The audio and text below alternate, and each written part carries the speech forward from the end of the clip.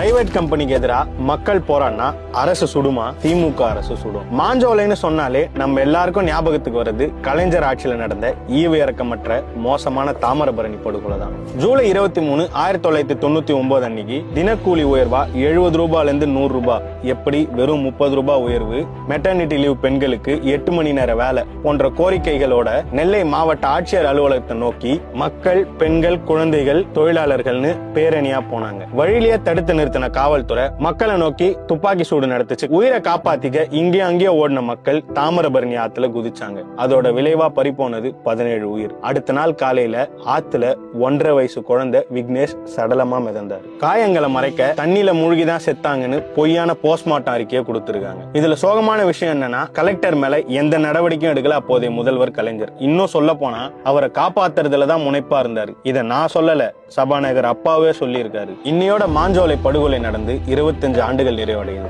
வன்முறை நடக்கிறப்ப பாஜகவோட நேரடி கூட்டணியில இருந்துச்சு திமுக. இப்ப மறைமுக கூட்டணியில ஸ்டாலின் ஆட்சியில மாஞ்சோலை போய் பாத்தீங்கன்னா மக்கள் யாருமே இருக்க மாட்டாங்க. கூலி உயர்வு கேட்ட தொழிலாளர்களை சுட்டது கலைஞர் ஆட்சி. இப்ப மாஞ்சோலை போனீங்கன்னா தடயமே இல்லாம செஞ்சது ஸ்டாலின் ஆட்சி.